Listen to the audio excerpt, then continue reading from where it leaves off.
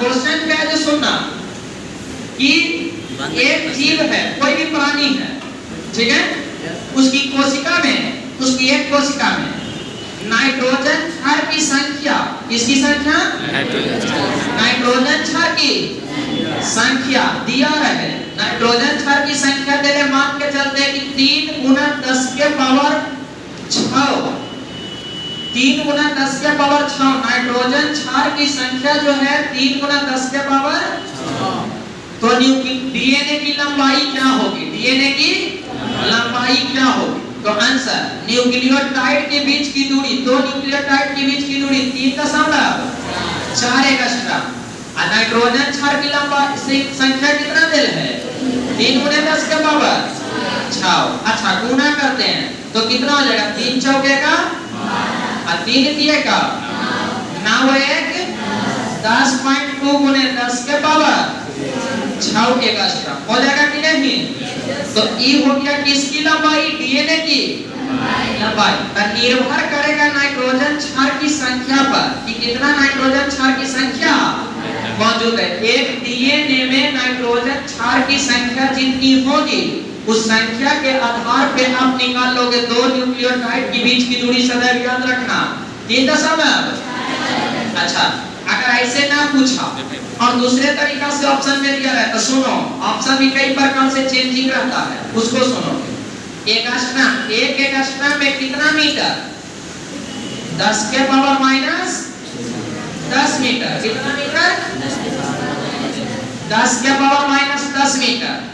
Angstrom को metre में change करेंगे तो 10.2 गुना 10 के पावर 6 एंगस्ट्रॉम का एंगस्ट्रॉम है इतना बड़ा।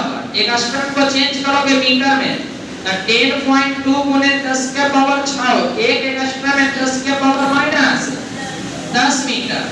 10.2 गुना 6 में से 10 के माइनस 4 मीटर। अच्छा ये बताओ तुम लोग कि 10 के पावर माइनस 3 को क्या पढ़ते हैं?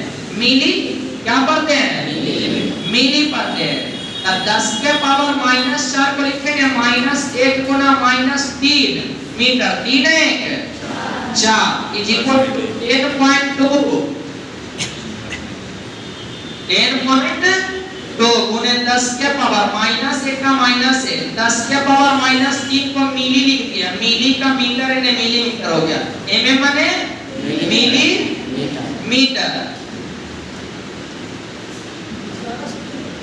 मिलीमीटर हो जाएगा। अब देखिए तो इसको हम नीचे लेकर जाएंगे तो 10.2 बट्टा में आ गया 10 मिलीमीटर। भागा लगाएंगे तो कितना? 1.02 मिलीमीटर। डीएनए की लंबाई 1. किसी जीव की बात क्या क्या ऐसा मत सोच लेना कि इतना ही होता है। ये तो हम मैथ के अनुसार से चले। अगर तुमको नाइट्रोजन क्षार की लंबाई दिया रहेगा इस पर नाइट्रोजन क्षार की संख्या दे रहेगा उस पर इसकी लंबाई निर्भर भी करेगी। न्यूक्लियोटाइड पर निर्भर भले ही करता हो, दो न्यूक्लियोटाइड की लंबाई पर निर्भर भले ही डीएनए की लंबाई करता हो, परंतु नाइट्रोजन क्षार की संख्या भी उसमें उसकी लंबाई पर निर्भर करवा देगा।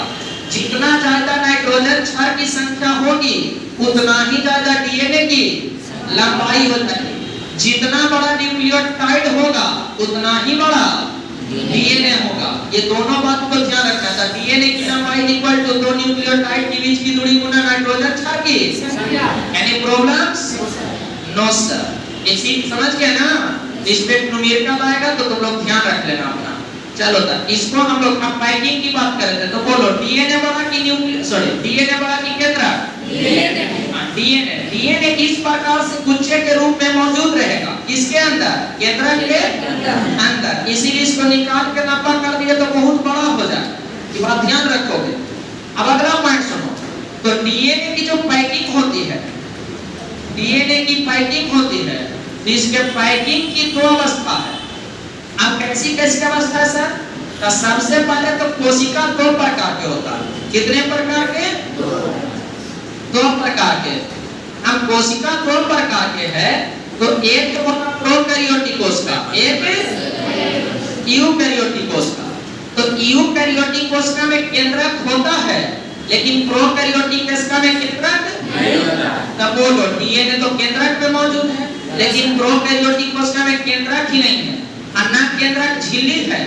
इसीलिए प्रोकैरियोटिक के डीएनए जो होता है, याद रखना, कोशिका के अंत भाग में मौजूद रहता है और प्रोटीन के साथ जुड़े हुए रहता है। किसके साथ? प्रोटीन के साथ। अगला पॉइंट सुनो, प्रोकैरियोटिक कोशिका के अंदर जो प्रोटीन होते हैं वो नॉन हिस्टोन होते हैं। कैसा? Non histone. नॉन हिस्टोन के धनात्मक सिरा से कहता है डीएनए का ऋणात्मक सिरा जुड़ करके एकत्रित रहता है प्रोकैरियोटिक में।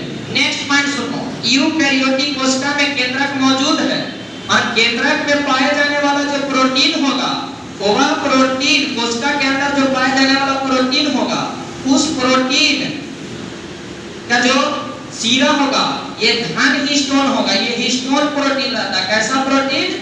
Histone protein. इसके धन सिरे से डीएनए का ऋण सिरा, डीएनए का ऋण सिरा, ऋण जो होगा डीएनए का ऋण सिरा मौजूद रहता है। तो दोनों में टाइमिंग देखो कैसे होगा, तो फिर से समझ लो। हमने सिखाया कि डीएनए की पैकिंग प्रोकैरियोटिक और यूकैरियोटिक कोशिका में होती है। प्रोकैरियोटिक जो कोशिका होती है तो उसमें केंद्रक नहीं है, परंतु केंद्रक नहीं है सर, तो डीएनए कैसे जुड़ा हुआ है? तो डीएनए के जुड़ने का काम है कि प्रोकैरियोटिक में मौजूद प्रोटीन जो कि नॉन हिस्टोन है, कुंडलित नहीं है, अकुंडलित है, तो नॉन हिस्टोन है और नॉन हिस्टोन प्रोटीन से कहता है कि इसके धन सिरा से डीएनए का ऋण सिरा जुड़ करके कहता है कि उसमें पैकिंग रहती है। और सुनो, यूकैरियोटिक कोशिका में जो केंद्रक मौजूद होते हैं वहां पर केंद्रक के धन आवेश यानी कि हिस्टोन प्रोटीन के साथ धन प्रोटीन के साथ उसका ऋण सिरा क्या रहता है? जुड़ा हुआ रहता है और इसमें मौजूद होते हैं। तो ये दोनों प्रकार से पैकिंग होती है जिसका भी हम लिखा देते हैं। अब आगे चलते हैं, देखिए